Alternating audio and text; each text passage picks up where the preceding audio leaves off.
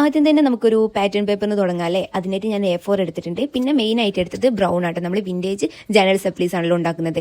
അപ്പം ബ്രൗണിൽ വൈറ്റ് കൂട്ടിയും കുറയ്ക്കുന്നതിനനുസരിച്ച് നമുക്ക് പല ഷെയ്ഡുകൾ കിട്ടും കേട്ടോ. അങ്ങനെയാണ് ഞാനിവിടെ പാറ്റേൺ പേപ്പറിന് കളർ കൊടുത്തിട്ടുള്ളത്. ഞാൻ ഇവിടെ ചെയ്തിട്ടുള്ളത് എല്ലാവർക്കും ചെയ്യാൻ പറ്റിയ സിമ്പിൾ ഡിസൈൻസ് ആട്ടോ. അപ്പോൾ ആദ്യത്തേത് ചെയ്തിട്ടുള്ളത് നമ്മുടെ ഈ കുപ്പിയുടെ ഒക്കെ ക്യാപ്പ് ഉണ്ടാവില്ല, അത് ബ്രൗൺ കളറിൽ ഒന്ന് ഡിപ്പ് ചെയ്തിട്ട് നമ്മുടെ ഈ കളർ പേപ്പറില്ലേ നമ്മൾ ചെയ്ത് വെച്ചേ അതിലൊന്ന് പ്രസ് ചെയ്ത് കൊടുക്കുക. അപ്പോൾ റൗണ്ട് ഷേപ്പ് കിട്ടും. അപ്പോൾ ആ പേപ്പർ നിറയെ അങ്ങനെ ചെയ്ത് കൊടുത്താൽ ആദ്യത്തെ പാറ്റേൺ പേപ്പർ സെറ്റ് ആയി കിട്ടും കേട്ടോ. പിന്നെ നമ്മൾ ചെയ്തിട്ടുള്ളത് ബ്രൗൺ കളർ സ്കെച്ച് എടുത്തിട്ട് ഫുള്ള് നമ്മൾ ഗ്രിൽ ലൈൻസ് വരച്ച് കൊടുക്കുന്നുണ്ട് കേട്ടോ. പിന്നെ അടുത്തത് നമ്മൾ ചെയ്തിട്ടുള്ളത് ഇങ്ങനെ ലൈൻസ് ഇട്ട് കൊടുക്കുക. നമ്മുടെ പേപ്പർ നിറയെ ലൈൻസ് ഇട്ടതിന് ശേഷം ഹാർട്ടുകൾ ഇങ്ങനെ വരച്ച് കൊടുക്കുക കേട്ടോ. നാലാമത് നമ്മൾ ചെയ്തിട്ടുള്ളത് കുറച്ച് ലീഫ് അവിടെ ഇവിടെയും ലീഫ് വരച്ച് കൊടുക്കുക. അങ്ങനെ നമ്മുടെ 4 പാറ്റേൺ പേപ്പറും ഇവിടെ സെറ്റ് ആയി കിട്ടിയിട്ടുണ്ട്. അടുത്തത് നമ്മൾ ചെയ്യാൻ പോകുന്നത് വിന്റേജ് സ്റ്റിക്കേഴ്സ് ആട്ടോ. പിൻട്രസ്റ്റ് ആപ്പ് എടുക്കുക, അതിൽ വിന്റേജ് സ്റ്റിക്കേഴ്സ് അടിച്ചു കൊടുക്കുന്ന സമയത്ത് നമുക്ക് ഒരുപാട് പിക്ചേഴ്സ് വരും കേട്ടോ. അത് നമുക്ക് വരയ്ക്കാൻ പറ്റുന്ന സിമ്പിൾ ആയിട്ടുള്ളത് ഒരുപാടുണ്ടാവും. അതിൽ നിന്ന് കുറച്ചെണ്ണം സെലക്ട് ചെയ്തിട്ട് ഇങ്ങനെ റൗണ്ട് ഷേപ്പ് വരച്ചിട്ട് അതിൻ്റെ ഉള്ളിൽ വരച്ച് കൊടുക്കുക കേട്ടോ. പെൻസിൽ കൊണ്ടാവും ചെയ്യുന്നതാവും നന്നാവുക. അത് ചെയ്തതിന് ശേഷം നമ്മൾ വാട്ടർ കളർ എടുത്തിട്ട് ആ റൗണ്ട്സ് ഒക്കെ ഒന്ന് ഫില്ല് ചെയ്ത് കൊടുക്കുക. എന്നിട്ട് CD മാർക്കർ കൊണ്ട് നമ്മൾ ആദ്യം വരച്ച പിക്ചർ ഒന്ന് ഹൈലൈറ്റ് ചെയ്ത് കൊടുക്കുക കേട്ടോ. അപ്പോൾ HP ഷീറ്റിലൊന്ന് ഒട്ടിച്ച് കൊടുക്കുക കേട്ടോ. അപ്പോൾ നമ്മുടെ വിന്റേജ് സ്റ്റിക്കേഴ്സ് ഇവിടെ സെറ്റായി കിട്ടിയിട്ടുണ്ട്. ഇത് നമ്മൾ ചെയ്യാൻ പോകുന്നത് ബട്ടർഫ്ലൈ സ്റ്റിക്കേഴ്സ് ആട്ടോ.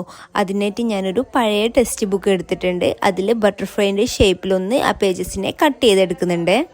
നമുക്ക് ചെയ്യാനുള്ള അടുത്ത സ്റ്റെപ്പ് എന്തെന്ന് വെച്ചാൽ നമ്മൾ കട്ട് ചെയ്തിട്ടുള്ള ബട്ടർഫ്ലൈസിനൊന്ന് കളർ അടിച്ച് കൊടുക്കണം കേട്ടോ. ഇവിടെ കളർ അടിക്കാൻ ഞാൻ എടുത്തിട്ടുള്ളത് വാട്ടർ കളേഴ്സാണ്. വാട്ടർ കളേഴ്സും ബട്ടർഫ്ലൈന് മുഴുവനായിട്ടൊന്ന് പെയിൻറ് ചെയ്തെടുക്കുന്നുണ്ട്.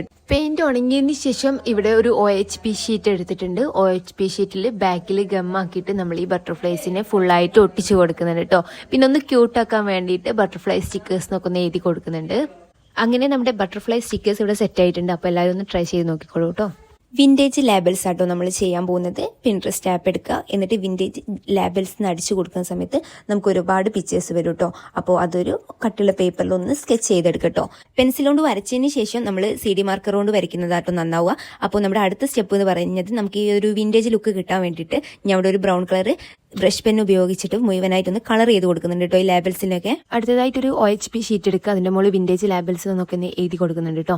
എന്നിട്ട് നമ്മുടെ ഈ ലേബൽസ് ബാക്കിൽ ഗമ്മാക്കിയിട്ട് മുഴുവനായിട്ട് ഒട്ടിച്ചെടുക്കണം കേട്ടോ. അപ്പോൾ വീഡിയോ ഇഷ്ടപ്പെട്ടാൽ മറക്കാതെ ചാനൽ ഇപ്പോൾ തന്നെ സബ്സ്ക്രൈബ് ചെയ്ത് വെച്ചോളൂ കേട്ടോ. ചാനൽ സപ്ലീസ് ഉണ്ടാക്കുന്നതിൻ്റെ പാർട്ട് 2 ഞാൻ അടുത്ത വീഡിയോ ആയിട്ട് ഇടുന്നുണ്ട്. അപ്പോൾ അത് മിസ്സാവാണ്ടായിരിക്കും.